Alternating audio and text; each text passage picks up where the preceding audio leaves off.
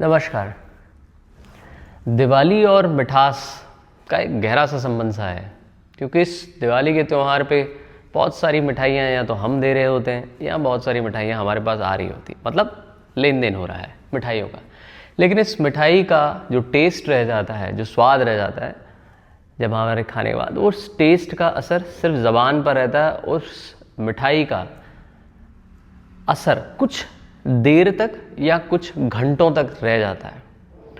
इसी दिवाली के दौरान जो मिठास का असर बढ़ते हुए क्रम में होता है, वो जब हम किसी से मिलते हैं, मिलन होता है, आना जाना होता है, आहार व्यवहार, बातचीत होती है, तो कुछ बातें ऐसी मीठी मीठी कानों में पड़ती हैं जिसका असर थोड़ा सा लंबा बढ़ता है।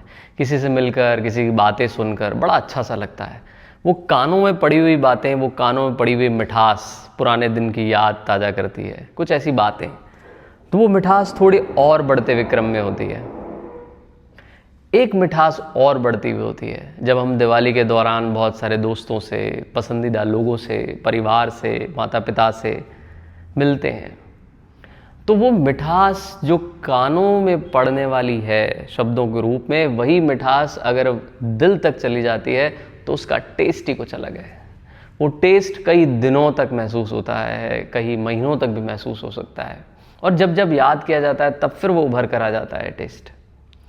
अगर ऐसी मिठास बनी रहे जो मीठी बोली से आ जाती है, मीठे शब्दों से आ जाती है, ग्रैटिट्यूड से आ जाती है, थैंकफुल से आ जाती है, वो असर बहुत लंबे समय तक चलता है। तो इस दिवाली पर कुछ मीठी बोली की बात करते हैं। चाहे आप कहीं भी हैं, कहीं सामान ले रहे हैं, कुछ दे रहे हैं, चाहे वो सजावट का सामान हो, मिठाई हो, नमकीनें हो, पटाखे हो, ज्वेलरी हो, सोना चांदी हो, लेकिन जहाँ कहीं भी जाएं तो इस मीठी बोली का उपयोग ज़रूर कर लें, ग्रैटिट्यूड ज़रूर कर लें जिनसे भी आपका एक्सचेंज हो रहा है।